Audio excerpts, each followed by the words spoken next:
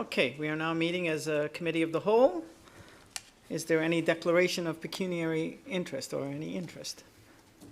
Seeing none, we'll proceed. Item number 3A has been pulled at the request of Councillor Bartnicki.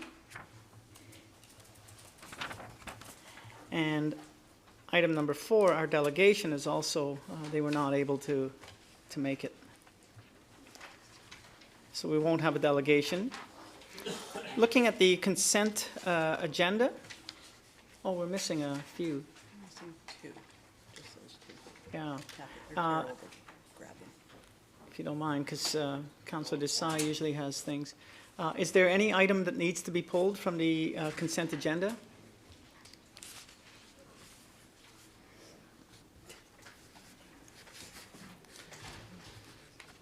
Councillor Desai, we're dealing with the consent agenda. Was there anything that you needed to have pulled? No? Good.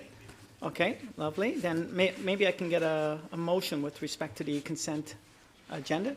Moved by Councillor Woodbury and seconded by Councillor Milne. Councillor Burley.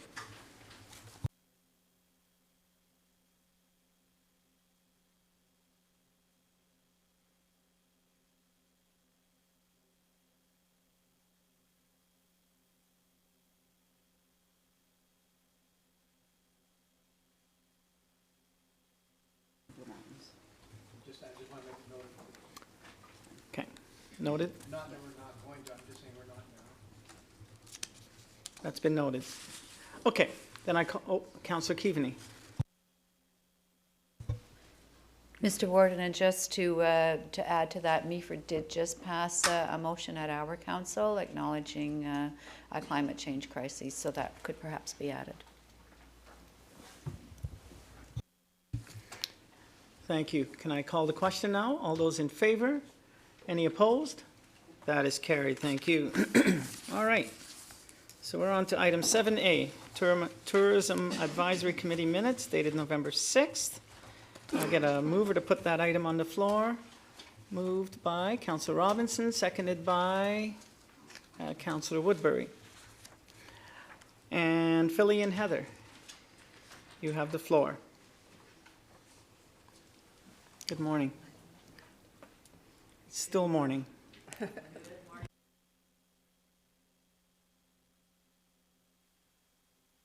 Just push your button if you don't mind.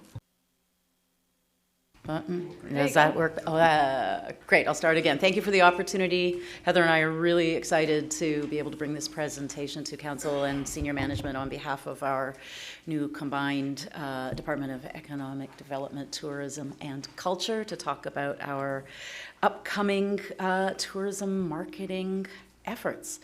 So as it says in the slide, in 2020 we gather, and we are gathering together as a team, and one of the things that we will be able to do in the coming year is tell Grey County's food story. We know we have a food story. Grey County is a rural community, and agriculture and food have always been major pillars of our economy and a very large part of our identity, starting when the agricultural societies and women's institutes were first formed and continuing today with our celebrated restaurants and wineries and cideries and farms and events. So we have decided in our combined departments that 2020 is the year that we're going to be able to celebrate and tell our food story, not just internally, but to our visitors as well. And this is an idea that has been in cold storage, so to speak, for a number of years. We've been talking about promoting Grey County as an agriculture and food region for a number of years, and slowly and quietly building the foundation that would allow that to happen, and we feel like the time is right to tell the story. So why now? Our blended departments mean that there's a great opportunity for all of us to tell the same story at the same time with shared tools and budget, instead of telling our individual stories, as we have been doing for the last several years, to our own segments and silos. We're going to be able to create a very strong blended message for everyone. Grey County's agriculture and food industries are recognized as major economic engines for the region, and there is significant momentum building in the local food and culinary sector. We know this. Research and community engagement over the past 5 years back the economic statistics we see that come to us from the federal census, from OMAFRA, from the tourism industry and other sources. They already tell us that food is the #1 spend for visitors here in Grey County. So we can support that with positive messaging. And on the economic development side, our economic development strategic plan, our agri-food strategic plan, and our recent business retention and expansion research all point to a very strong mandate to promote ag and food through tourism efforts from the stakeholders themselves. I'll turn it over to Heather. I can probably talk. So as Philly mentioned, Grey County has a food story and we want to share it. And we can do that through our tourism channels, through our marketing channels. Food, culinary, and ag travel has been growing. It's trending. We saw it start several years ago with Instagram. People used to travel and take photos of their food. But they want more than that now. They want to know the history, the process. They want to know where the food comes from. They want to see it. They want to be educated on it. So we have that here that we can share. When media and influencers come to our area, that's basically the #1 thing they want to know about. Where are we going to eat? What restaurants are we going to? Where did the food come from? And what's local? That's, #2 question. Where are we going? And then what is local on the menu? So we know we have those stories, and as Philly mentioned, they've been growing. We just have to put a little bit more into it to really get them out there and make that front line in 2020. And of course, food production and tourism experiences are thriving in Grey County. We have Saints and Sinners that's been growing. I think every year for the last 5, we either have a new brewery, cidery, or winery that pops up on the map that's opening its doors and sharing a new experience. We have the Apple Pie Trail well established, coming out of the Blue Mountains, stretching all the way over here to Coffin Ridge.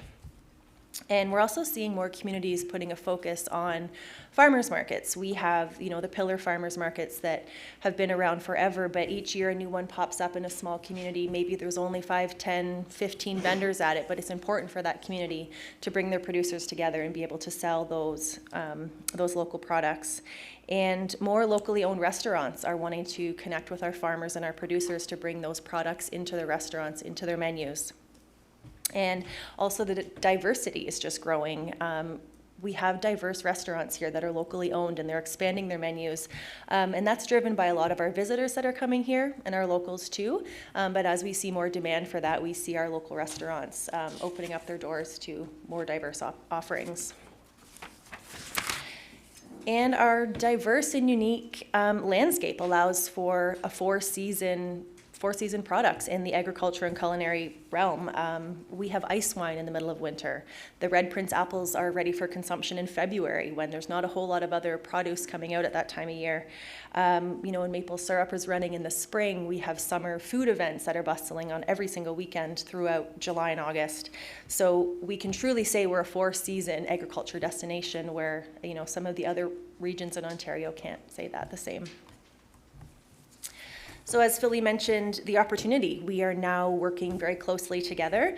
Philly and I were chatting this morning. She came into Grey in 2011 and worked within the tourism department, actually covering a mat leave. So that was when I really started to learn about agriculture and food and that side of tourism. We hadn't really gone there yet. So we've been working in the background together and learning and seeing all these things popping up slowly, and now is the time to talk about it. So I think it's great. This campaign will involve a lot of stakeholder engagement, a lot of working with the businesses, and that's where economic development in Philly will come in, bringing it all under the same umbrella. And then we'll connect the stories behind the businesses with the actual experiences that the visitors are seeing, so they can get that side of it too. One thing that we have always struggled with in Grey County on the tourism side is historically the main reason people are coming here is the outdoor adventure and the nature. And as you know, that stuff is generally free. So they can come here and hike and bike and climb and paddle.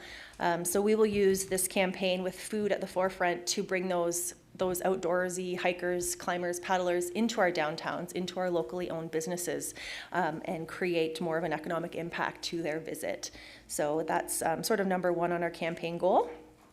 And just ensure, obviously, that they are doing it locally. They can come in and buy their snacks that are locally made. They can grab a granola bar that's locally made instead of bringing it with them or grabbing it at your big wholesalers.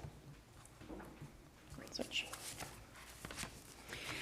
And that's really to the heart of the point. We know people are spending money on food. We know people need to eat. If we can convert some of the expenditure that people are already making to locally owned businesses, owned and operated agriculture and food businesses, we know that the economic multipliers are going to have really positive impacts in the community, because research from a number of different sources tells us over and over and over again that locally owned businesses spend locally. So it's an opportunity to keep the money flowing in the community rather than flowing outward. People also want things to see and do when they are visiting that they can't do anywhere else, so that they can capture photographs and to build and support those memories. Chain restaurants, chain grocers are everywhere, and they don't necessarily make for memorable social media posts.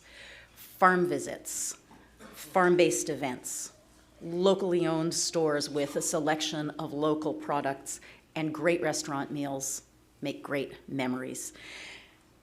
And supporting local farms and food businesses also creates very connected experiences for our visitors and helps them establish relationships here. Thank you.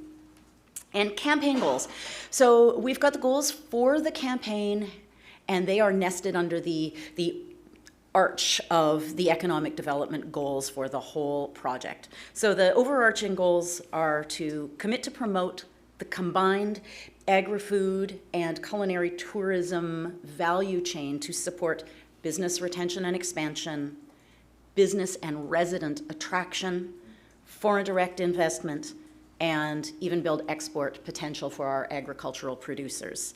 So it's not just about bringing more people from out of town to hike the trails and have a meal. It is telling a true and authentic story about our lifestyle. So as for the campaign goals themselves, we've broken them down into 4. Number 1, raise awareness of Grey County's agri-food story. 2, connect activities, outdoor and other activities, to food and increase spending. 3, increase restaurant, retail, and farm gate sales. And 4, enhance local pride and sense of place. So we've identified 3 target audiences for this campaign, and just continuing on Philly's note about local pride. This is something that I've been pushing for several years, is that our local residents need to be behind what we're doing. They need to believe in it. They need to see what we're doing, and they need to be proud of it and excited to tell their visitors about it. Our biggest visitor section coming into Grey County is visiting friends and relatives. So they're coming here to see us, to see you, to visit and spend time, and we need to be the best ambassadors for the area so they can get to all of those neat little farm gates and those markets and the restaurants that are serving the interesting food. So local pride is very important, and it's our number 1 target audience. Is we really want the locals behind this as well. The farmers, the producers, the business owners, the entrepreneurs, they can all be part of this, not only experiencing it, but obviously helping us get the word out there, market what we're talking about. And of course, we're marketing to those visitors. Lots of them are coming in to visit, and some of them are coming in because they've discovered it. They keep coming back. They're seasonal residents. However it works. We have identified a few of those visitors. We've sort of labeled them a few different things. For example, the chaleters and the seasonal residents. Instead of them stopping at No Frills or wherever they stop to get their groceries for the weekend or the week at their chalet, let's let them know that they can get their side of lamb and their beef and their vegetables and their fruit, depending on the time of year, at local establishments first, and then maybe you have to go into the grocery store to get those few other things, but give the information to them. We're talking about how we'll do that so that they are spending money locally and eating local food before the big shop that they do when they leave the city. And then the wanderers, those people that are coming in for a day hike, and they may just pack their car full of snacks and have a snack when they're finished and go home. Let's encourage them to buy their snacks locally and their little energy bites and that sort of stuff locally from our establishments, and eat those, and drink local before they head home if it's just a day trip. And then, of course, the VFR guests. We want to make sure we're serving them local food when they're coming to our homes and to our houses for meals and holidays. So we can do that by ensuring, of course, the local residents know. And that also gives the visitors a connection to the place. They really feel more connected when they're here, and they know that what they're eating was raised here, grown here. So it helps them tell the story to their friends and family when they get home, if they're feeling a little bit more connected. And then, of course, county staff. Here at the county building and at the homes and at Grey Roots, we're always trying to promote wellness and health. It makes for a better work environment, keeps us all happy and healthy. And we're around 800 employees. That's 800 ambassadors that we have at our fingertips, again, welcoming people to their homes and to the region. And if we can all be ambassadors for something like this, then it just continues on tenfold from there. And the Made in Grey brand that was launched this year was an economic development initiative, but we're really excited that it literally fits hand in hand with the already established tourism brand. We consulted with each other a little bit in the process, and they really do fit nicely together side by side, which makes marketing and building the creative for this campaign much simpler than if it were a few years ago before those two were already established. And they really do fit within the same profile. So a lot of our communications with this program will have proudly Made in Grey, as it fits on, with the food and what's been grown here. And then we'll always sign off with the Grey County Tourism brand as well. As for next steps, we've had a few brainstorming meetings together, which was really nice to bring everybody in the room together. It's been a few years since we did that. Really nice to see what everyone's doing and how we can work together. We're building our tactical plan now, which will explain what we actually do throughout the next probably 12 months as a full year 2020 campaign.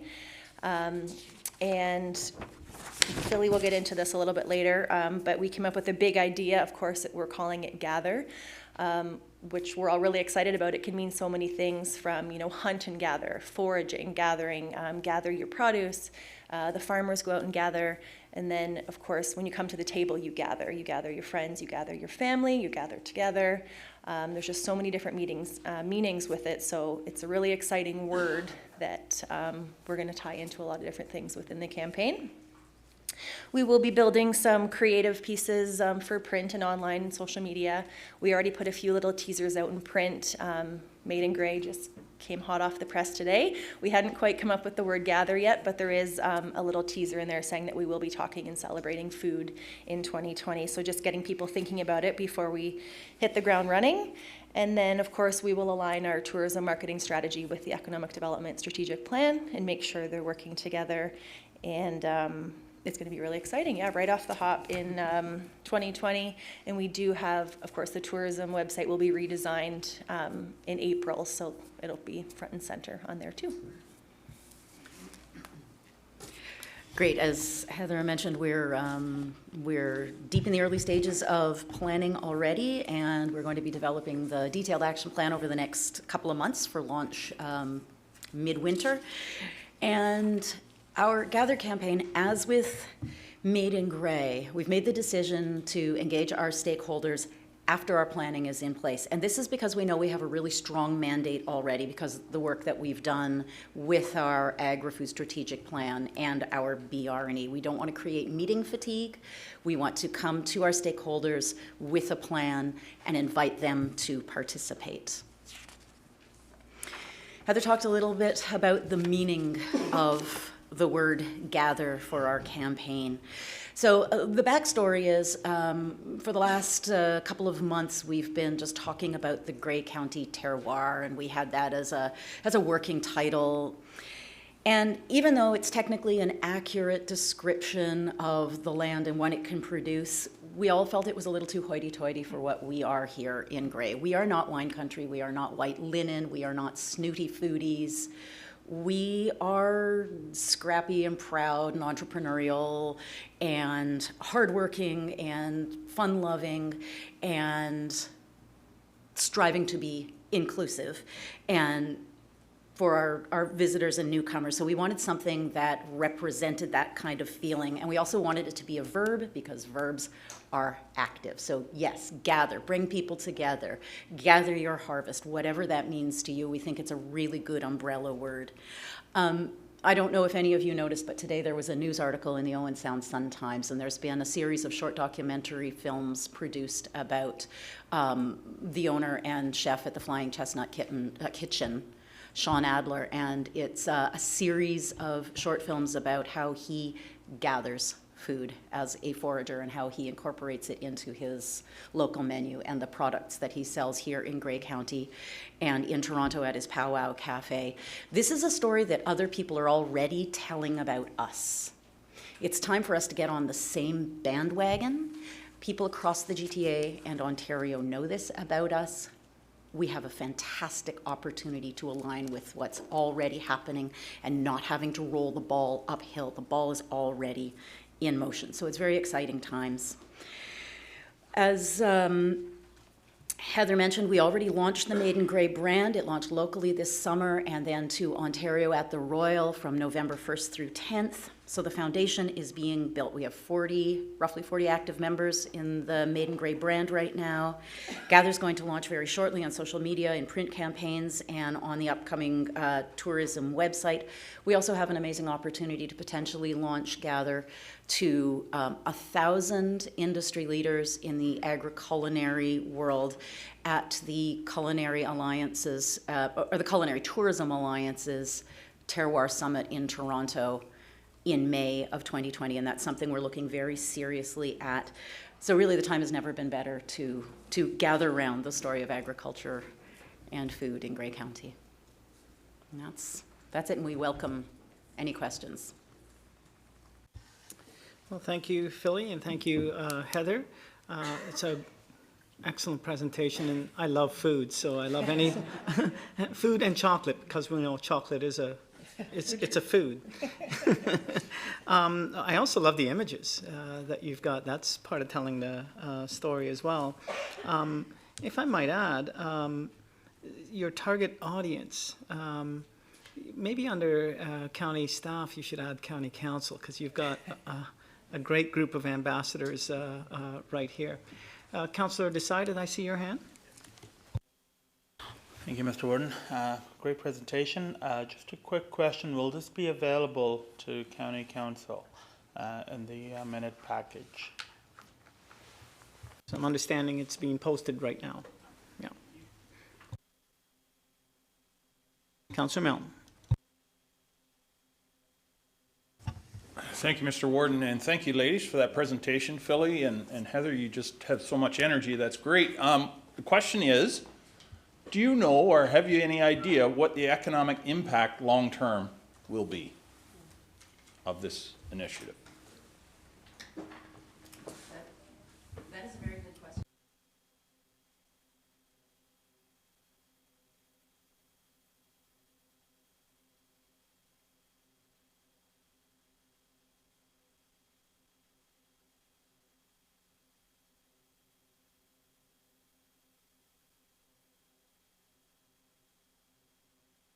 Philly, I'm sorry, I'm going to interrupt you and just ask you to push your button if you don't mind.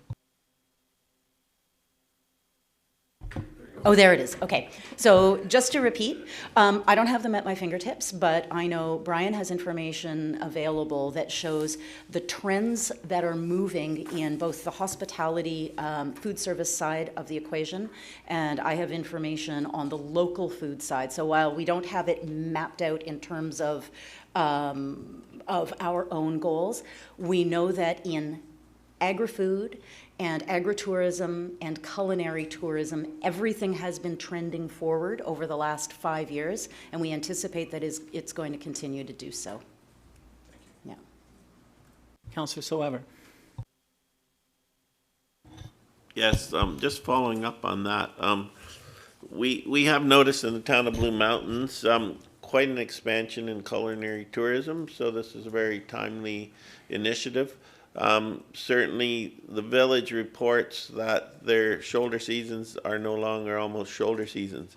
And what you do see in the town of Blue Mountains is you see buses coming to the Thornbury Cidery. they're just doing an expansion very shortly where they're gonna also bring the Thornbury lager and stuff, which is now made in Nobleton up. And certainly that's very popular. Their parking lot is always full. On the weekends, when I drop by the town hall, across from the town hall is the farmer's market, and the parking lot in the town hall is full. So there is a lot of interest in that, and we are seeing more and more buses of tourists driving around in the fall, and looking at the leaves, but they're also going to the various cideries, wineries, farm markets, and so it is becoming quite a popular thing, which the Village reports is really helping with their shoulder season. So it's becoming a year-round resort. 20 years ago, if you would have said the busiest time in the Village would be in the spring, would be in August, people would have thought, well, they would have sent you somewhere, because what do you do at a ski hill in August? But there is lots to do, and now we're even seeing, I've been to a few, just given welcome remarks at a few conventions there, and people at those conventions say, wow, like, what's going on? The Village was full. We thought we'd be the only ones here. And actually, so this is a very timely initiative, because I think spreading that kind of tourist vibe from just the Village out to the rest of Grey County, where I know there's some good products available. Had to hunt down the summer sausage in Durham, because it was no longer for sale at our Foodland. So anyway, there are a lot of products all over the place, and I think this is a great initiative. Thank you. Thank you, Councillor Robinson. Thank you, Mr. Warden, and through you. 2 questions, but first of all, very, very well done on this campaign. So I'm looking forward to a report back in a year's time. Fun question first, and then a more serious one. I wonder if you could tell me what's in the baskets, or maybe there's some members of County Council that can just identify what that is. Is it? Okay. All right, thank you. And the other question is, could you just drill down a little further on the measurables and the key performance indicators that you'll be using?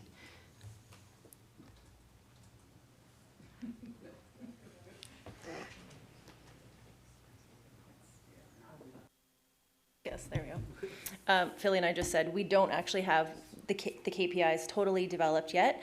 I think when we do the one-on-one stakeholder engagement with the businesses, hopefully we can develop that a bit further and just see how they can measure that people are, coming in from this campaign, or just, their businesses continue to grow, maybe not directly to something that they can measure to this campaign, but just the word of mouth.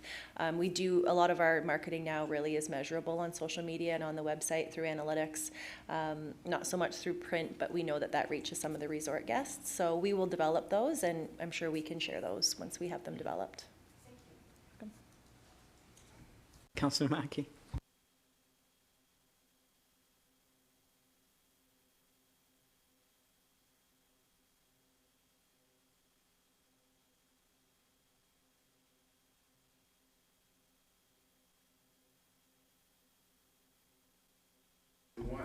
I would be happy to. It's certainly an egg-related display that the county provided down at the Royal. Yes, so I know exactly what that is. And in fact, I was just this morning before coming into this meeting writing a little piece for my next Agri-Food newsletter about that story.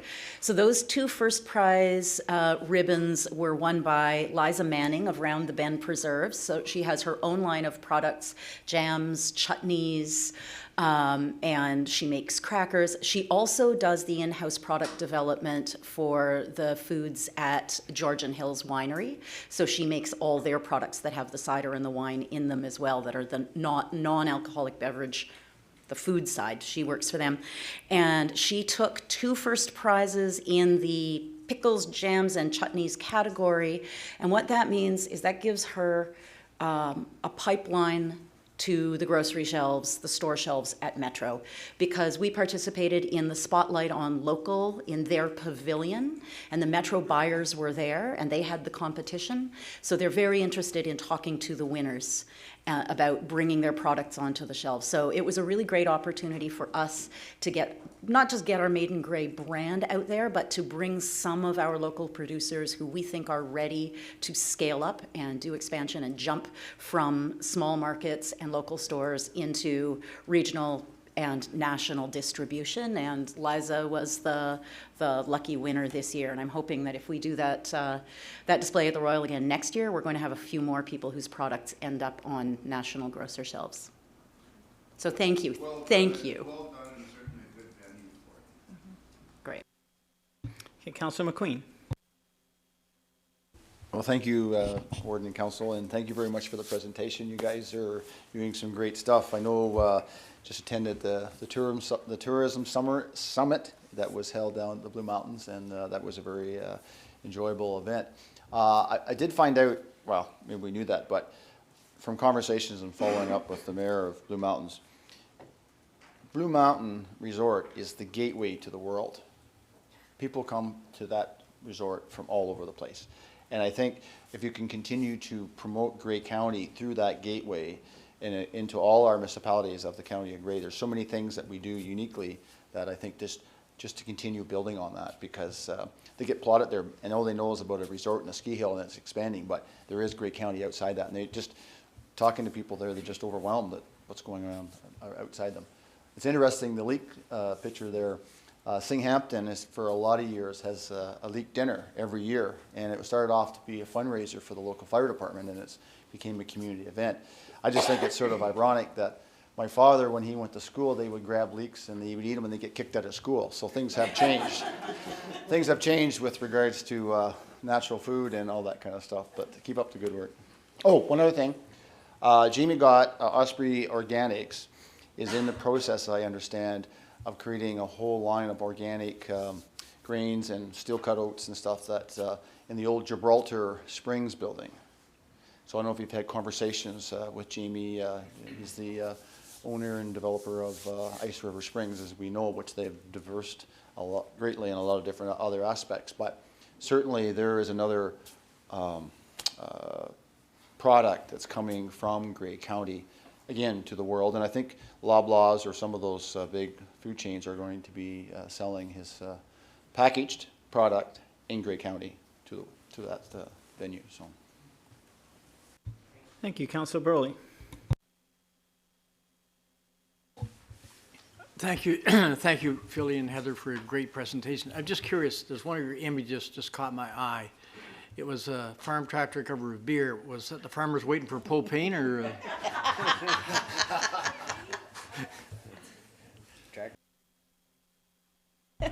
So that was a photo taken at the Big Head Shindig a few years ago. That was an annual harvest event on a hop farm, and those were people's samples. And the tractor, I don't think that tractor's been in use for a while. I think that's just there for photo ops. Okay. Oh, Councillor Mackey. So I found this, well, it was new information that at Conservation, and we're talking about leaks and seeing the pictures of the leaks there. The Conservation Authority does not allow people to gather leaks on their property, and I guess they're worried, if too many people were doing it would, disrupt the natural environment. So my question is, when we're talking about gathering and foraging, do we allow people to gather leeks on county property? Maybe that question's for Randy, but I was surprised that I couldn't go onto a conservation land and gather a few leeks. But when they said if you get a whole bunch of people coming up, one of the properties that they were talking about, the neighboring property is 100 acres of hardwood bush, and they actually harvest leeks and send them down to Toronto. So the concern was, if too many people are harvesting on this property, you destroy the natural habitat. So I just didn't know if the county had looked at it or had a position on it. And maybe it's something we need to.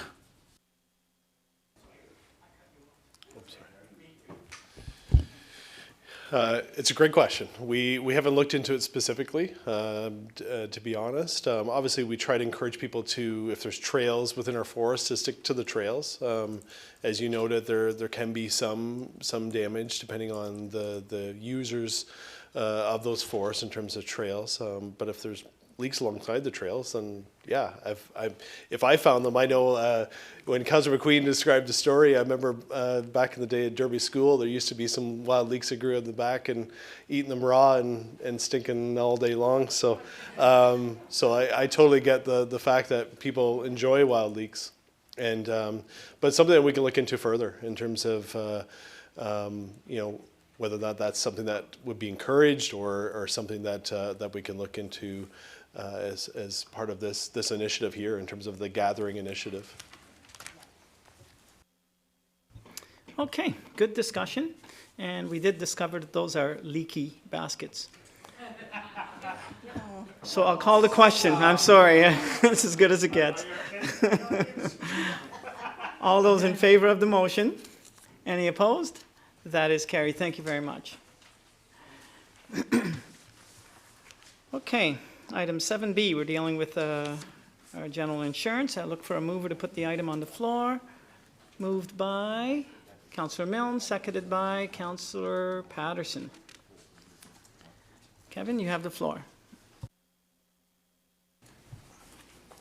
Thank you, Warden. Yes, recall back when we renewed our insurance at the early part of 2019 with Frank Cowan, I had mentioned based on our lost claims ratios that if there was an opportunity to go out RFP, this would be a good time to go. And I think I said, touch wood, we wouldn't have anything bad happen this year. So, and we haven't so far. So, and hopefully that stays that way. But we went out to RFP. We used a consultant to help us with that and to compare proposals. We did get from 3 qualified insurance providers that supply municipal insurance, and we showed in the report here the scoring, and the scoring we worked with the consultant on that as well, you know, and so we weighted very highly the product and the price. So if they met our RFP specification, then the price would win really in the end here. So it was very heavily weighted that way, that they had to meet the spec, and if they met the spec, then the prices was going to prevail. So based on all that, we are recommending as the highest scoring proponent, Marsh Canada Limited. Some of you may not recognize the name, but that is Jardine Lloyd Thompson that was acquired by Marsh. So that, and I know Jardine actually, I believe, is the current provider in Grey Highlands. So it is someone, and they deal with, they currently deal with Renfrew County, Hastings County, Halton Region, Town of Milton, and I said Grey Highlands. So with Mike Alguard, our purchasing manager's assistance, and we put this up in our bonfire to advertise in that. And like I said, we got 3 of the 4 big municipal proponents all bid, and so we're recommending Marsh, and that will, for our 2020 budget, it'll help with a difference about $340,000. It'd might be a little less than that when I've gotten the report, because some programs are cost shared with the ministry, so it wouldn't be straight savings, but it's still a good amount of savings to assist with the 2020 budget. So my recommendation is here for council's consideration. Thank you, Kevin. Any questions? Oh, Councillor Milne? Oops. Thank you, Mr. Warden. Kevin, who underwrites? Like these, Marsh is a broker, correct? Much like Cowan's were. Who underwrites? Would it be fair to say that it's probably the same underwriter?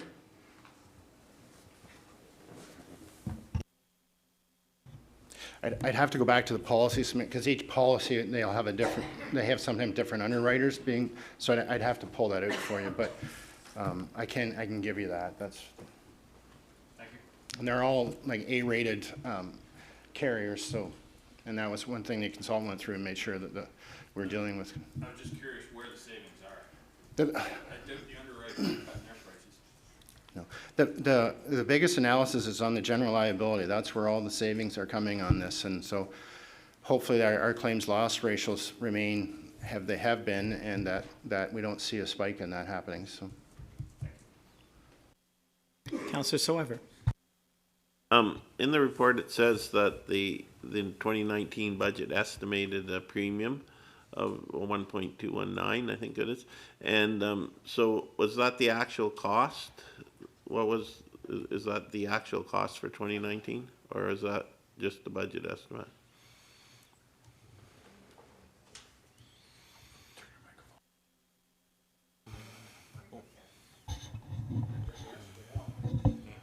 Yeah, there we go. It was about, I want to say $15,000 more than that, because at that time, we were still negotiating the cyber risk. We were filling out our cyber policy questionnaire. So I think I want to say it was it came in about $15,000 more than that. Okay. Oh, go ahead. So this quote is coming in, at about 2/3 of that amount. So that's a huge savings. So that's a job well done. Are we getting the same level of coverage and the same deductibles that we had last time? Yeah, we listed all the deductibles that we were requesting. We gave them options to offer deductible options. Those were reviewed, and they didn't really supply us any significant savings, so we're staying with our current deductibles, and that's what they were bid on. And sorry, what was the other part of that question? The limits. The limits were what we'd asked for as well in the RFP. And in essence, in actuality, the MARS limit on liability is even higher than what we've requested, so they're giving us even more protection. So. Okay, good discussion. I'll call the question. All those in favor? Any opposed? That is carried. Thank you very much, Kevin.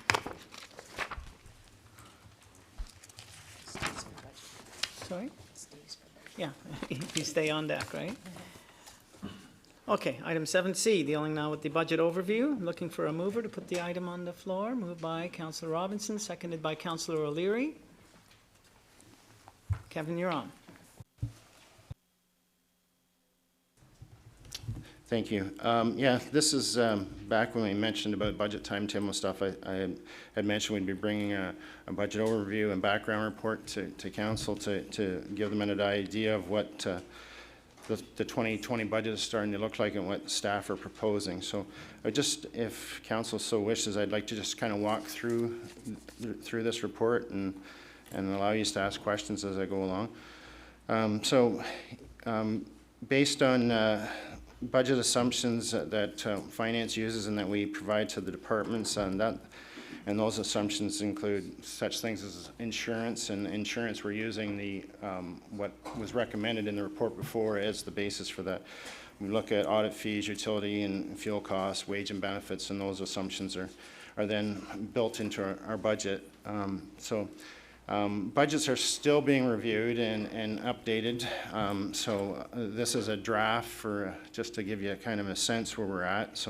But we'll be bringing that budget back for presentation on February 7th to the Committee of the Whole here.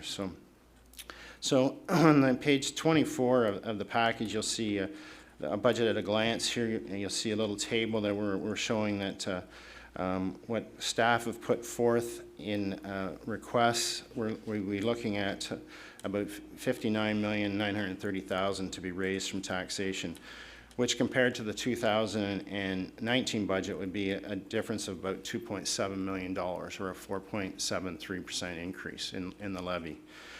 What the budget is being proposed, the net budget is 1.46%, and that is due to the assessment growth that the county has experienced in 2019. So assessment growth is that new construction or major renovations have gone on or demolitions, you could have something losing assessment growth too, or appeals. But we have significant assessment growth in 2019 of $1.8 million that's assisting this budget, and bringing that down to a net levy increase of just about $861,000, or 1.46%. So that, just as a reference, the 2018 growth was about $983,000.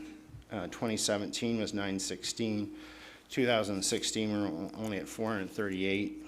15 was 473,000. Just to give you a perspective of how big that growth is in 2019. So, going on to salary and benefits under budget impacts and highlights. The Ontario government passed the Protecting a Sustainable Public Sector and Future Generations Act on November 7th. This legislation sets requirements that allow for up to a 1% increase to salary and overall compensation for unionized and non-unionized employees in the public sector. This legislation does not apply to municipalities. The 2020 budget has been developed proposing wage increases for the non-union group and for council. And for unionized staff, the collective bargaining process will involve the ongoing and commencing negotiations with 6 employee groups. Under information services, this runs our network here and protects our information. The 2020 budget includes the final phase of the upgrades to their software licensing, network security, disaster recovery, and business continuity planning. Provincial offenses, the gross expenditures for the POA are higher, reflecting the enhancement to the prosecution and legal services of the POA operations. And those were introduced in 2019. Healthcare initiatives funding, again, we'll be showing that 0.5% going to reserve for those healthcare initiatives. And Council appointed a healthcare funding roles and responsibility task force, so that task force has met and we've started on this, so we hope to develop a policy on how to fund these healthcare requests. So, but I said we just met about 2 weeks ago on that initiative. So, I mean, we're just at this point in time continuing with what Council's directive of that 0.5% going into reserve. Okay, economic development. In regards to the Sydenham campus, the hub, 2019 was a startup year. We were pretty aggressive on revenues, and we're still doing renovations to that. So tenant revenue has been adjusted for the 2020 budget year to reflect the additional time needed. And we're showing in that budget the assistance of reserve funding, trying to keep it showing that it's self-sustaining itself, that we're not asking for taxpayer money on that. So that's still holding staff to try to make sure that gets as an operation to be self-sustaining. Long-term care, we started in 2019 with Sienna Senior Living, and we had built their support services into our 2019 budget, and that we showed 25% of their annual costs being funded from tax, and then the balance of that was from reserve, and that was under the assumption that they, with their corporate buying power and other things, that they could find as savings as we moved along.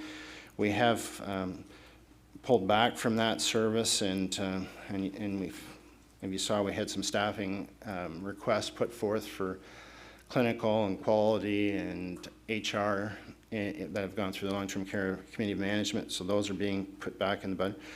The other part of mentioning Sienna is the 2019 budget was flatlined from the 2018 budget. We haven't been able to, as per our financial projection last meeting, that budget is running a deficit, and we're finding issues with some of the budget assumptions that were used. As well, with the long-term care, we included assumptions for provincial funding. The province announced in 2019 two funding streams, the High Wage Transition Fund and the Structural Compliance Premium. Those will be ending in 2020. Those, as well, they introduced this global level of care subsidy, which accounted to about a 1.1% increase for our nursing and personal care envelope, where we had budgeted at 2%, but we did not receive any funding for program and support services, raw food, or other accommodation funding envelopes. So all in all, and then also as well, our case mix index dropped, and that was and overall then we've lost about $476,000 in provincial money for our 3 long-term care facilities, as well as trying to adjust to the flatlining of that 2019 budget. Asset management, our plan based on our 2016 asset management plan, it was recommended that we try to put an additional 1% corporate into our roads and bridges, our tax-funded portion of that plan to address the deficit that was in the plan. So that's being proposed in this 2020 budget, about $572,000.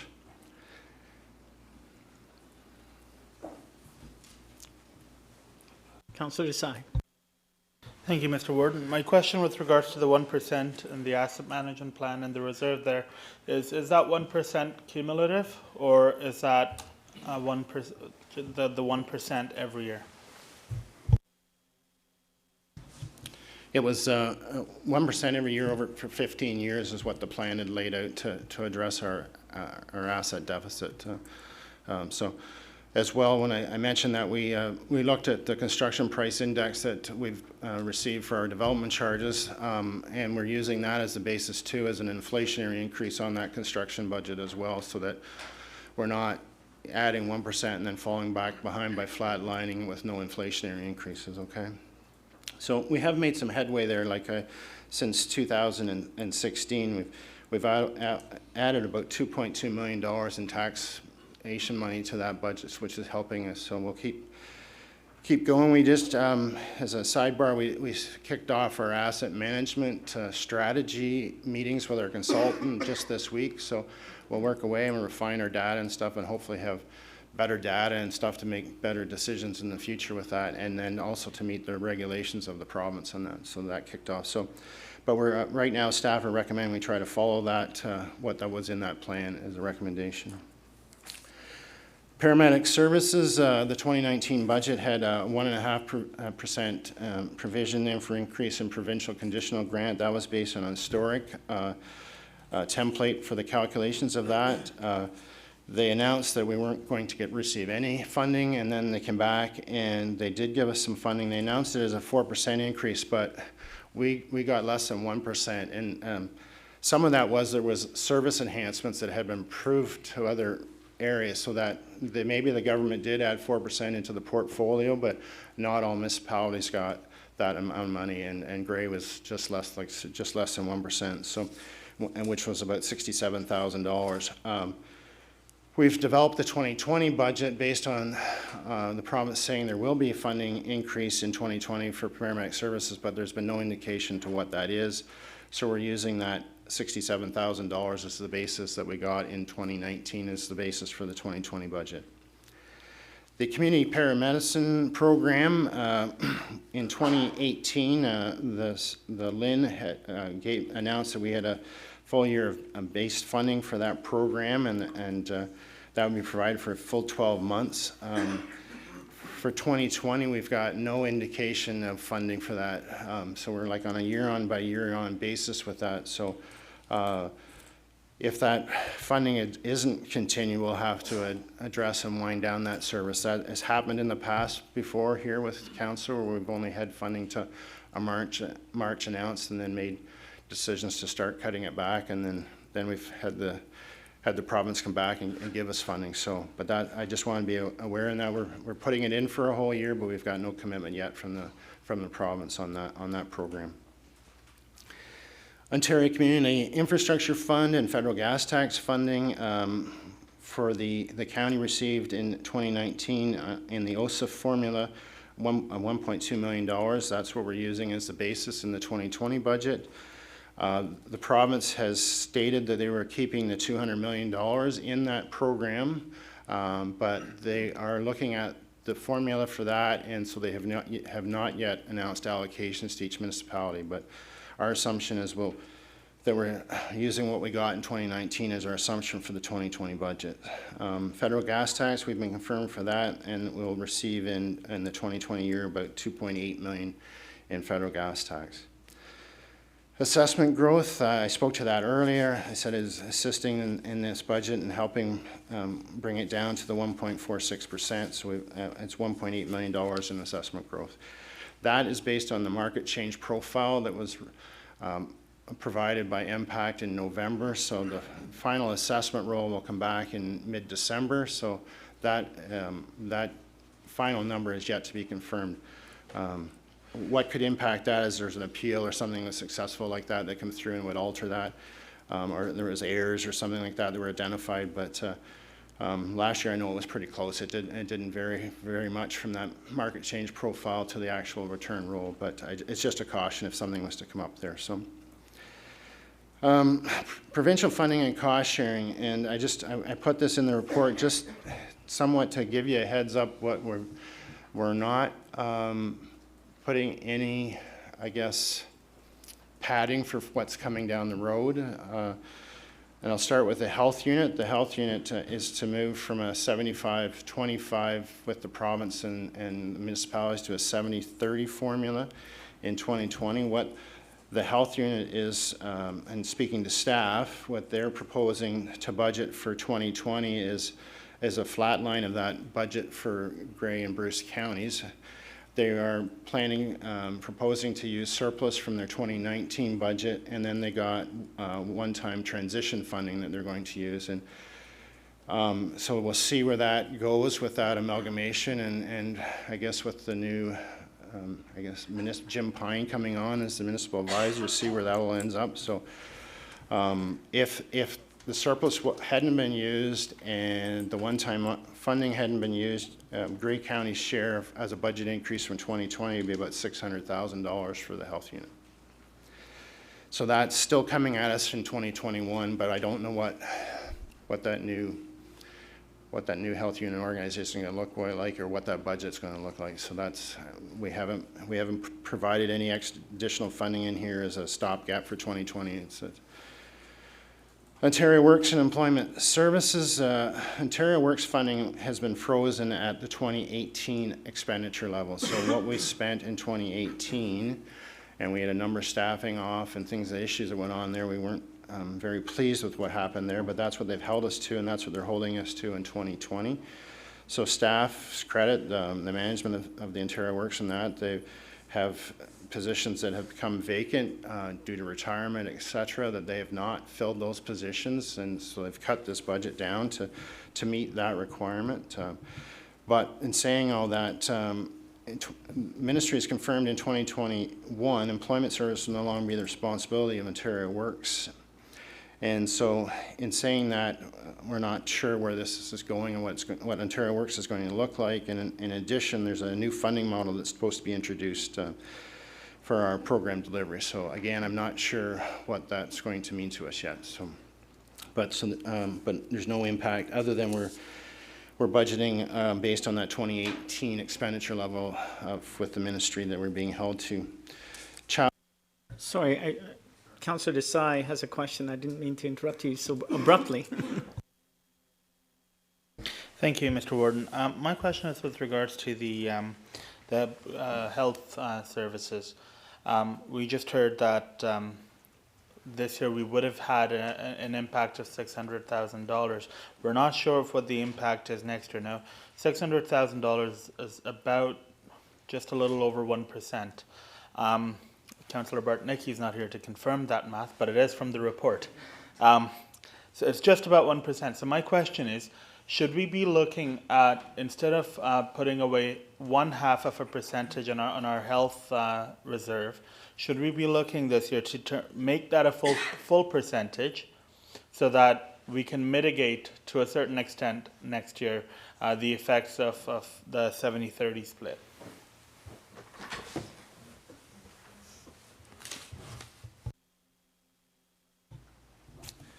I'm at two thoughts of this. If the budgets come back and they find savings by amalgamating and that, then I've overtaxed in 2020. And so I thought until I knew more, and as well, a lot of these things keep changing. Like back in May, all this was going to happen in 2019 actually. So that's why I did discuss this with Kim. We kicked it around a bit because so that I have not put anything in there. So I just basis that things keep changing. I don't mean I could be wrong, I guess. Thank you, Mr. Warden. I guess the question is it better to overtax one year and then realize you've overtaxed and therefore say that you use that reserve in the following year, rather than to undertax in the current year and realize that we're going to need a large increase in the year following. Through you, Mr. Warden, I think that the board members that we have sitting at Public Health be able to speak to, I think, some significant work that the health unit's undertaken, both to realize savings for the coming year, but also with plans for the future. There's a lot in that public health modernization discussion document that the province let recently, and I do want to bring reports back on both modernization documents, both emergency services and public health, so that this council has an opportunity to reflect on what it is that the province has spoken to, because there are some changes there that are taking things in a slightly different direction. But unless somebody who's actually sitting on the board can comment on otherwise, I think for right now, just given this significant amount of unknowns that there are about the need for additional money this year, I think we're safe to be able to take this conservative approach. We do have from surpluses that have come in the past from the health unit, we do have a health unit reserve, just for the fact that if there was years that they ran into deficits or something, it's the responsibility of the municipalities then to fund that deficit. So that is another place we could go and use as a phase-in in that case. Okay. Childcare, the government now is stating that they're phasing in the changes in funding there over a 3-year period, and for the first year, the 2020, they're looking for the CMSMs to cost share in the expansion plan funding 80-20. Right now, it's 100% funding, but they've made this voluntary, so we've decided we're not going to throw 20% in voluntarily. But in 2021, they'll be back, and we will be required to fund 80-20. Again, that expansion funding is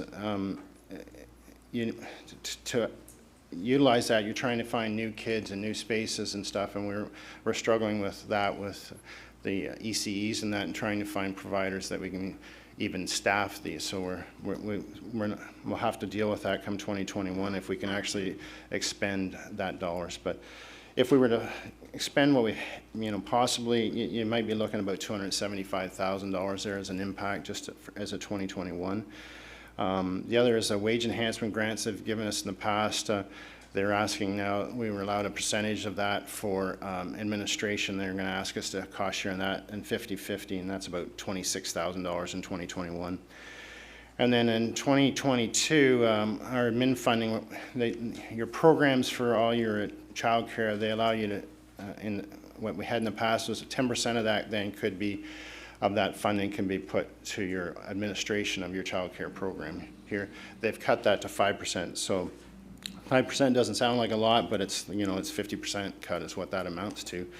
And that's roughly about $260,000, but that's out in 2022. So, so those are the things I wanted council to be aware that that are coming down the road. I didn't want you not understanding that they weren't in the budget or what was in the budget. So that's just telling you that we haven't put anything in there for those future funding cuts that are coming.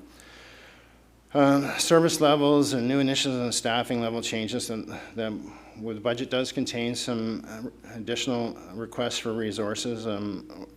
Corporate organization development is one. IT, our information technology department, the help desk is just, it's a busy spot. And we just rely so much on technology, so we're looking to add that. You saw the request for resources for long-term care that came through the long-term care community management about the positions there. So these and any other enhancements that we're asking for and stuff, we will detail those and make sure those are community to council when we bring the budget to you, okay? Capital, we have our 10-year capital forecast, and that's been used as the basis of our 2020 budget. So we've taken that first year of that plan and bring it forth, and if there's been changes in that, staff are reviewing that. They're also reviewing the costs they had in that 10-year plan and making sure what they've seen in 19 and that is appropriate. So those are being reviewed. The municipalities are under legal, we're required to bring an annual budget here to be approved. And so again, I'm just to wind up, like I said, this budget, without the growth, we would require a 4.73% increase. So with the growth, we're down to a 1.46% right now, and that's still being reviewed by staff as we speak. So if we can find any other means to assist this budget, we'll try to do that. So that's kind of give you an overview of what this 2020 budget is looking like. So. Thank you, Kevin. Questions, Councillor Mackey? No questions, Kevin. Just thank you to you and your staff for, you always make it easy. Budgets aren't always easy, but you make it easy. So I appreciate the, your efforts and your staff's efforts. Thanks. Councillor Soever? Yes, so just a question, there's no mention of the municipal modernization program. Last year we received $725,000, and just recently the government announced a new round. I don't know if we qualify for that. I guess this time you actually have to put in a request, and you can get up to some money, but there's 125 million that the provincial government set aside. So do we qualify, and are we intending to participate in that program? And asking too many questions, do we still have the 725 or have we used it for something? No, the 725, I'm planning to park into our reserve is what my intent is on that. And then look at a project, when I speak to our ministry advisors, they're always asking me how I've used that funding. So we're looking for, I think, a good project for that to be, or projects. And then we did indicate to our ministry rep he had to last Friday tell them the indication that you intended to put in a request for that application process for the 125 million. And we said we were, so.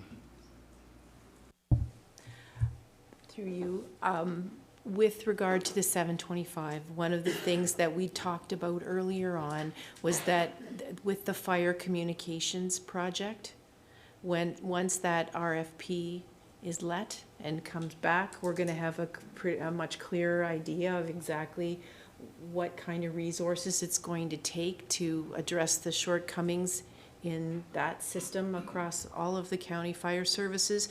So part of the thinking was to set those resources aside, because we anticipate that getting everything up to where it needs to be is going to be a significant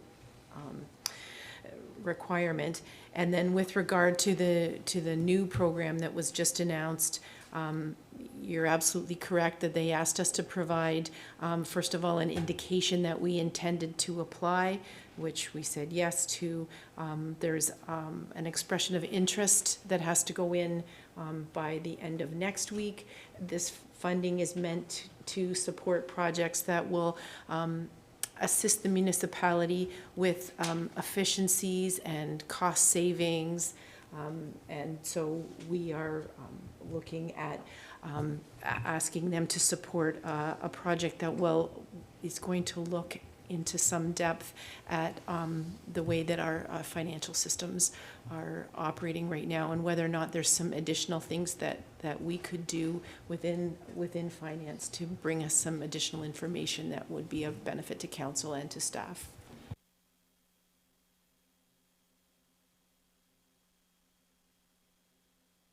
Okay, good discussion. I will call the question. All those in favor?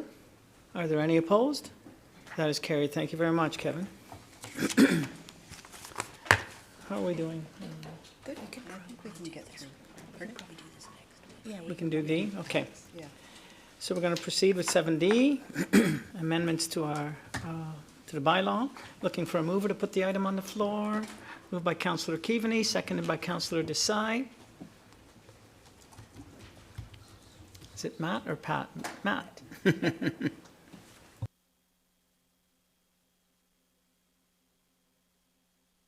If you don't mind, just push your button, please. There we go. Sorry about that. Thank you again. I'm presenting the amendments to, proposed amendments to bylaw 4788, which regulates our traffic and parking bylaws within the county. We have 6 schedules that are up for amendment. Within those 6 schedules, there's 11 locations that have been identified. Of those locations identified, and I know those schedules too, 2 of them are require some sort of technical evaluation, whereas all the others are basically requests from member municipalities and the public, things such as no parking, no stopping, and whatnot. And those are pretty much implemented on as requested. So I guess as a brief summary here, I'll take you through this. I won't hold you up for too long, so I know that lunchtime is calling. So Schedule B is no parking for restricted times. We have a single location in Dundalk that was requested. That's in the vicinity of the school in Dundalk. And they specifically wanted no parking during pickup time, 2:30 to 3:30 in the afternoon. In order to better accommodate the movement of students and buses and keep everything moving fluidly with no possible interactions with traffic and whatnot. So that one is under Schedule B. Schedule E is no stopping. We have 3 locations that have been proposed. One of them is in Owen Sound. It's on 15th, Grey Road 15th, 3rd Avenue East.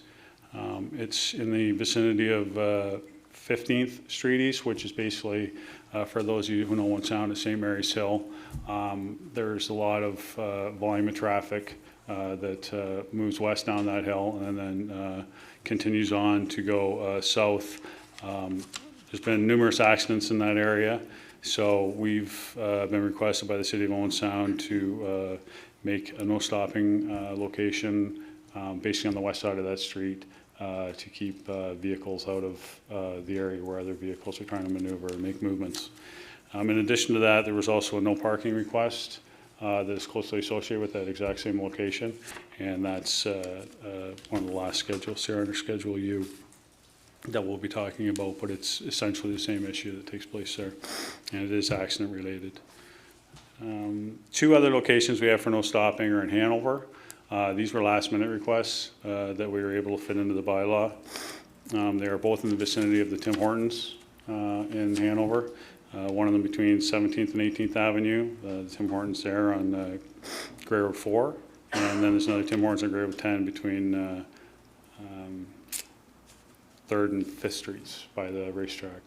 So they were having a big issue with transport trucks basically stopping in the middle of the road, in a live lane, guys running in, getting coffee, and they had no way to essentially, I mean, being stopped in a live lane really probably should be something that the Highway Traffic Act could address, but in the same token, this gives our bylaw officer a lot more latitude in order to take care of any issues such as those.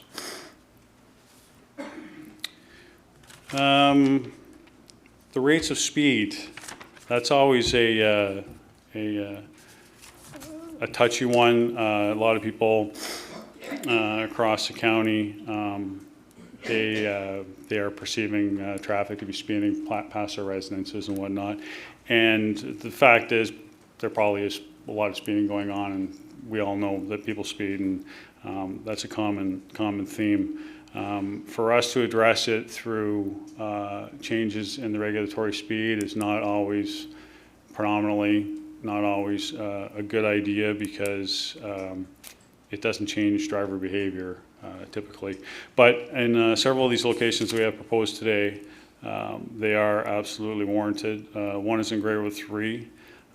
It's in the area of the 8th concession. There are several residences, entrances on a crest, vertical crest on a hill, and it's somewhat of a a safety issue for people egress, exiting and entering their entrances.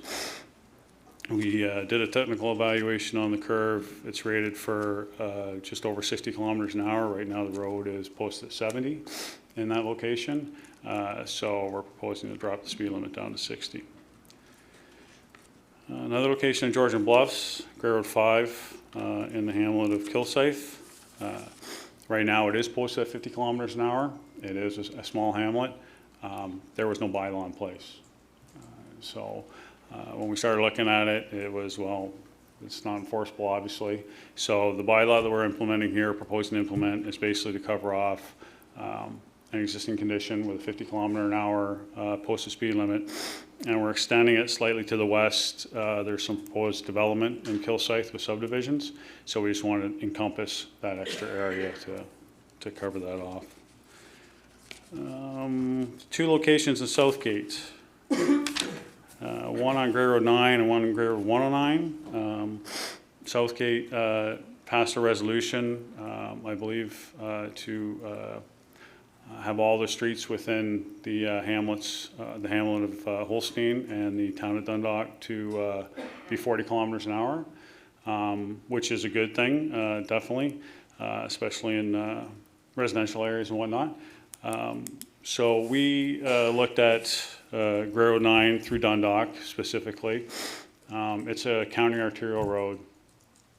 It accommodates a lot of commercial traffic, and we're kind of in disagreement with dropping that down to 40 kilometers an hour. We just don't think it would be prudent for the movement of goods and services, you know, and it's a long stretch through town. We've just reconstructed a large portion of it. We've widened the cross section to accommodate bicycle traffic, put in fully paved shoulders and whatnot, and we're just not a fan of that going down to 40. So I mean, that can be argued one way or the other. Grey Road 109 in Holstein, it's considered to be a county local road. It's got a fairly low traffic volume on that road. It's a rural hamlet. We don't really have a problem with that going down to 40. So we're proposing that go forward.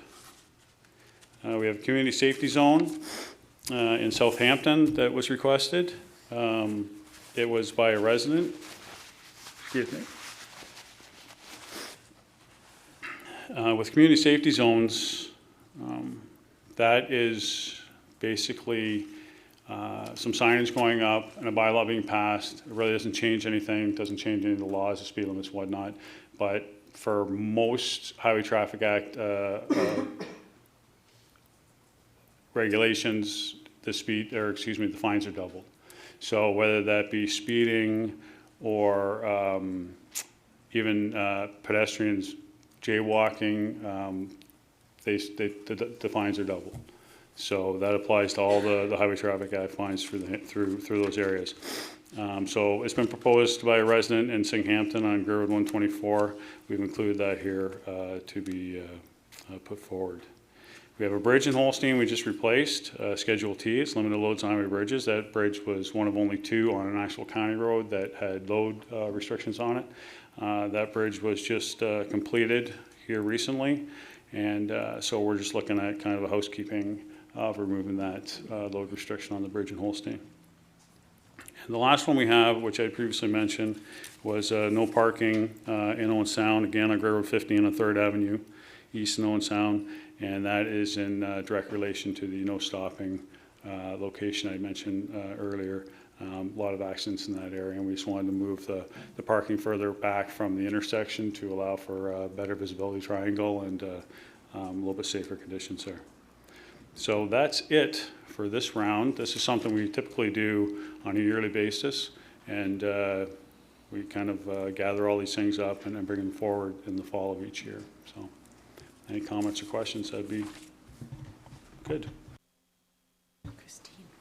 Councillor McQueen? Yes, thank you, and thank you for the report. Just with regards to Singhampton, I know we had a delegation here in September with regards to concerns about traffic north of the stop sign on 124 and I guess Grey Road 31. Had there been any consideration of moving that community safety zone north of the stop sign there, just because I know two things, it was the trucks coming in and also the speeds, because there's about, I think there's about 8 or 10 residents that are north of that stop sign. I just wondered if there was any conversation there.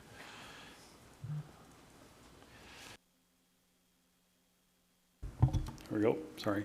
That is not something that was discussed. The request came in for 124 specifically.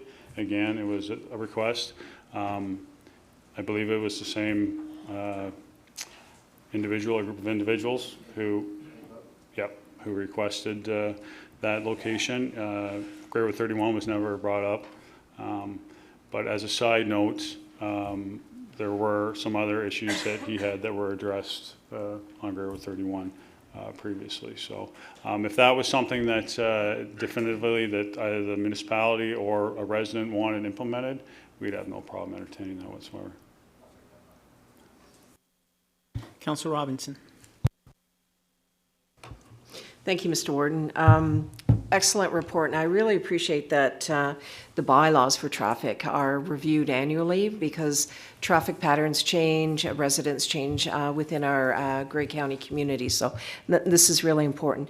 I'm going to suggest that maybe 2 meetings ago there was correspondence from the municipality of West Grey to look at Grey Road 3 in and around the Bentic landfill, and I was just wondering, with regard to this report and that correspondence, what the status would be of reviewing that particular request. I think I can speak to that. The director has been involved with that also. We did a technical review based on our speed policy through that section. Essentially, there's items in the policy with regards to geometrics of the roadway, other items that are non-geometric related, such as roadside hazards and cross-section, width of the cross-section and whatnot. So we ran that through our policy, and essentially there really is no warrant to lower the speed limit through that section. There's no horizontal curves whatsoever. It's a nice tangent, straight section of road. There are some vertical curves, but all the vertical curves rate for above 85 kilometers an hour. There were some mention of the residents with regards to the Bentic landfill sign maybe not being big enough, so traffic was flying by the landfill when they actually wanted to enter the landfill. That may be backing up or some sort of operational issue going on. So we definitely are looking into getting a bigger sign put up to accommodate that. But outside of there being a warrant to actually reduce the speed, and I guess on that note too, I can allude that people are speeding on that road. We evaluated our traffic counters and speed radar devices, and people are probably averaging about 100 kilometers an hour. That's the operational speed, the operating speed of the cars. So what happens if you try and lower speed limit in an area like that, especially when the speed that people are operating at is the speed they feel comfortable at? And we have a number that we refer to called the 85th percentile number, which basically states that 85% of the people are doing 100 kilometers an hour or less. But that is kind of the majority of the people are doing over the speed limit. If you were to lower it, you might introduce a more separation in the speed of vehicles, where people are now doing less than 80, some are doing 80, some are doing 90, 100, and you could cause all kinds of operational problems with that respect. But I'm sorry, back to just running through our evaluation, it's not warranted.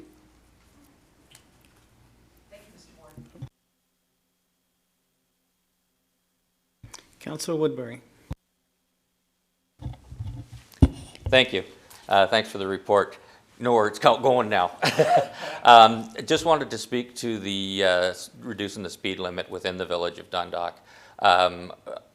We as a Dundalk council would like to see it because it is a main artery road. It's mainly residential with small downtown core. One public school or elementary school is actually on the county road. and we have another one that isn't far off. So we have lots of pedestrian traffic. The other thing that we do have there is we have a lot of horse traffic and wagon traffic. And it was felt that, came from the residents, and it was felt that the lower speed limit would serve us better and to take some of the risk out, and it was to go with the parking and different things like that we're trying to do. And even around the schools, we're trying to convince them to have a separate pickup parking lot to make things easier. But we do have a lot of pedestrian traffic there, and like I say, the horse and buggy traffic. So we just believe it would be easier all around if the entire village was the 40 kilometers. As far as a truck road and things like that, that's been one of the complaints, is some of the speeds that they've gone through. And we are have the approvals to put in another road just south of the village, so that truck traffic would be going on that once that goes down. So I'd like council to consider approving the 40 kilometer for within the village.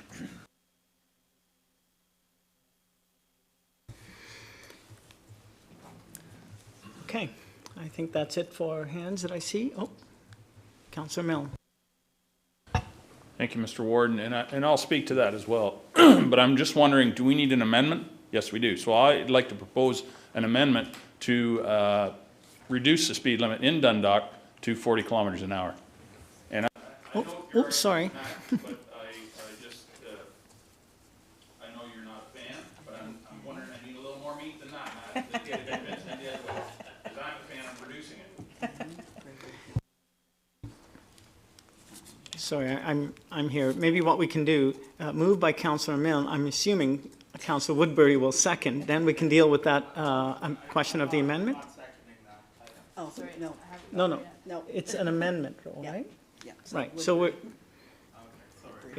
we'll come back to the main motion in a second, but we're dealing now with the amendment.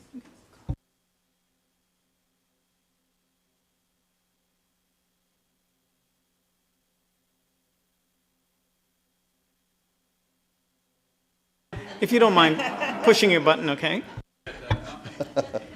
I wonder if I could just mention something about the 40. I'm wondering if maybe as a kind of as a temporary measure, if we bring back a report on maybe 40s in the urbans, what others are doing.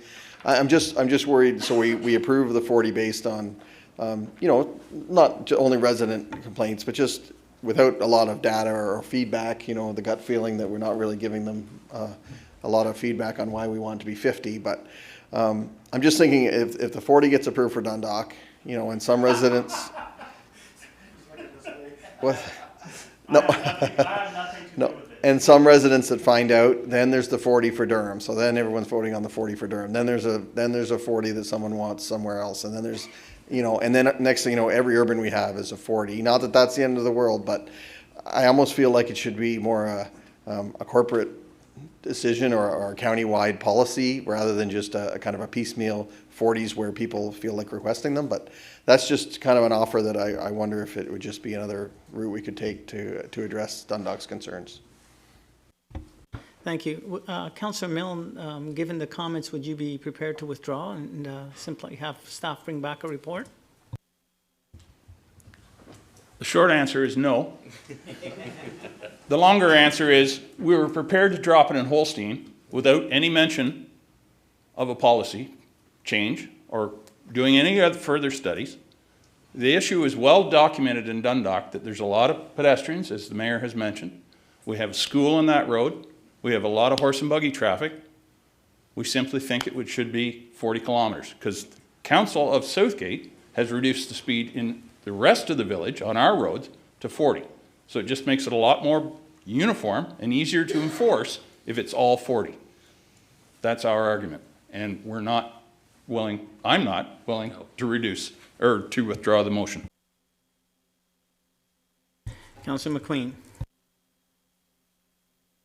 I know where you're coming from, Pat. But saying that, I know there has been a lot of reports now that have stated that reducing it from 50 to 40, the outcome of a pedestrian accident is much greater. we just had a pedestrian fatality in Markdale just this past week. And it certainly has shed a lot of light on the speed. I know with us in Markdale, we have a provincial highway that goes through, which is not a county road. But I tell you, when people want to get from point A to B, they get in that mindset, and we see it up the peninsula. Like how many people, you know, and that's a side thing about people getting to their place, but I know that I've had just recently in the past week had a lot more thoughts to the 40 because of that part of villages and people walking and all that kind of stuff. So I certainly will support the 40. I know that it's going to come back to, but I think it's something that we find that people are important too, right? So. Councillor Desai. Thank you, Mr. Warden. My question is, if this motion passes, will we be reducing the speed limits to 40 to anyone who wishes to, you know, switch their speed limit to 40? Because if not, then I would in fact like a better rationale for changing this speed limit, other than all the other roads in the village are at 40, so it creates uniformity. We have had a number of presentations from Grey Highlands that have come here and asked that the speed limit in their bit of Canyon Road be reduced. We haven't done that, and I have in fact endorsed staff's argument on that we are in the process of working on this policy. So if we are in fact in the process of working on this policy, I would recommend that Councillor Milne revisit his motion, revisit his argument, quite frankly, and await that policy coming through, rather than going through and asking that we vote on the amendment right now. Thank you. Point taken. I would point out, though, that the only item before us right now is the one area. So next is Councillor O'Leary. Thank you, Mr. Warden. I just, in Owen Sound, we're going through, just in the operations committee level, a study that could end up meaning Owen Sound is going 40 kilometers an hour right across the board. In that meeting, they talked about a trend, and they named some of the cities, and I'm trying to remember, is it London, Kitchener, have gone completely to, just wondering if you want to comment on that, 40 kilometers. I guess this all goes in with sort of, as Councillor Desai mentioned earlier in this meeting, the Vision Zero. So everybody knows that the slower you're going, the less impact an accident would have, for example. That being said, you know, if people will go slower, obviously it's safer. Vision Zero, it's something we're kind of monitoring. A lot of places have already gone lower to some urban areas have lowered to 30, for example. Does anybody actually go 30? It hasn't reduced accidents in Toronto, for example, since they've gone to Vision Zero. So that's kind of where we're at. We're kind of seeing what success others are having. Not that it's going to be any, I mean, if Dundalk goes to 40, even if it had no impact on the speeding, there's more significant fines. It's not going to make anything much worse, I don't think. Like Matt had mentioned, the speed disparity is an issue, which is kind of a bigger deal in an 80 probably than in a 50. So if it got passed as 40 and stayed at 40, it might show no impact, but it might show some impact. Like, no one is really sure, but no one is really sure how to get people to go slower. That is the biggest concern. And nobody's really mastered it. I mean, obviously in Sweden with Vision Zero, they have shown a lot of great success, but then is that a different culture? Is that, you know, do people not have as far to go? I don't know exactly why it's succeeded some places and it hasn't others. In Edmonton, it's worked quite well, apparently. So we're kind of minding those things. We just haven't gone down the road of kind of implementing those yet. And I guess from our point of view, in transportation, maybe we have a report that I'm working on, that Matt's been working on, that I have to review some more about the connecting links, and then the urban speed limits would for sure, and all the bylaws that go with them, would be up to the municipalities, which probably makes more sense anyway if we get there. Thank you. Councillor Robinson, you're next, but I just want to say I want to bring this to a wrap, maybe put it to a vote. if it's okay, after Councillor Robinson. Sure, and my question is on the main motion, not on this one. Very good. So on the amendment only, I'm going to call the question. All those in favor of the amendment? Any opposed? That is carried. So now we're on the main motion. As amended. Okay, as amended, right. Are we ready for that? Oh, yeah, Councillor Robinson. Remember, I had asked on this one. Okay, my question is, because West Grey Council had put in a formal request to look at that portion of Grey Road 3 for not only a potential for reducing the speed, but other requests to look at the actual configuration of the roadway, and it's not contained in here, and it's just on a verbal report. I would respectfully ask that it be included in a report for an analysis of it, and then that way it's before County Council, and also, you know, that it's identified that correspondence came up through West Grey to County Council here. Thank you.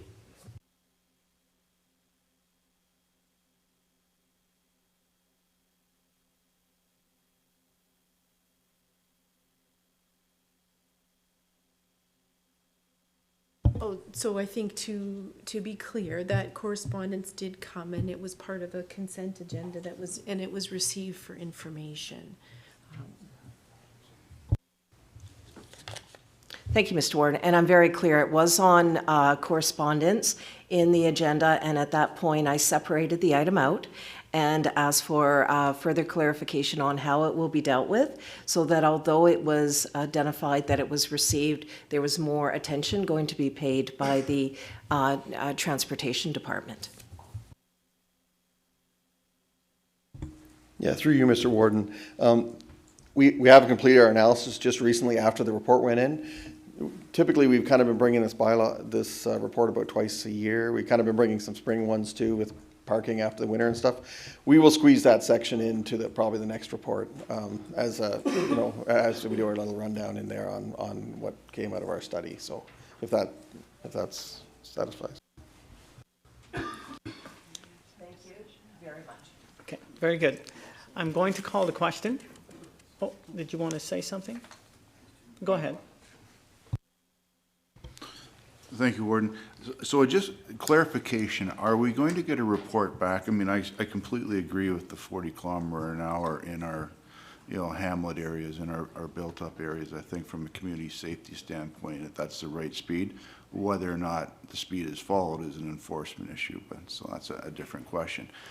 Will we get a report, or are we going to have to make individual requests if we want to lower the speed limit? I'd like to see a report come back. I just wasn't clear whether that was actually happening or not. I think you're seeing the heads nodding, so I think that was the intention, Mr. Hoy. All right, Councillor Desai. The world doesn't revolve around you, Councillor Millen. I'm talking to the main motion. Sorry, I thought you were the chair, Mr. Warden, not, thank you. My question is with regards to the timeline of this report staff is going to bring, because clearly Councillor Millen was so impatient, he had to get it through today. So my question is, what if other members around the table start bringing amendments saying that we'd like to see this hamlet in our municipality reduced to 40? Any timeline for that report? Certainly, if all the requests, you guys want to make requests and forward them into us, I mean, we're going to have to react to it. So maybe collectively, we could send out some sort of correspondence to all the member municipalities asking for any areas you want addressed, and we would have it, please respond to us by, January 31st or whatever it may be, and then we could move forward from there. Councillor Mackey. that would be, really time-consuming, I think, for the transportation department to have to react individually. If there's going to be a corporate recommendation that, built-up areas be reduced, I think it would be nice to get that report back and see what county council decision is on it, as opposed to, I understand, from a time-sensitive standpoint, but it would be nice to have a corporate policy in my mind. Thank you. Okay, so I think you're hearing that staff have taken note that a report would be nice to have back. They're intending to bring one back. I was about to call the question, but go ahead, Councillor Soever. There seems to be a lot of individuals that would like to do stuff in their own municipalities. Is it possible for the county to delegate this authority to the lower tiers?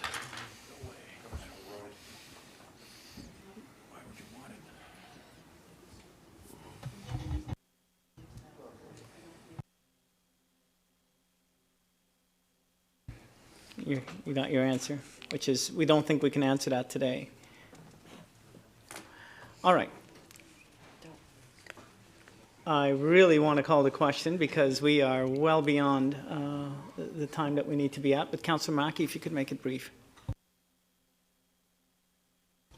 Thank you, Warden. I really want to see the question called also, but I would like to make sure that our transportation department doesn't have to field a whole bunch of requests if we're going to receive a report in the near future and can, address this corporately. So I don't know if you need a motion that, we ask for a report to come back and that request be held off until that time. I don't think a motion is necessary. I think you've had indication that staff have taken note that a report would be good, and they've indicated that they're going to bring a report. So I don't think a formal motion is necessary. All right, I'm calling the question. All those in favor of the motion? Are there any opposed? That is carried. Thank you very much. I was planning to deal with item F. However, we've gone way beyond our time. We have a consultant here, Randy? Yeah, consultant's here, but I've chatted. Thank you very much for your patience, sir. I blame Councillor Mills. So we are going to take a break for lunch, and we'll come back after lunch.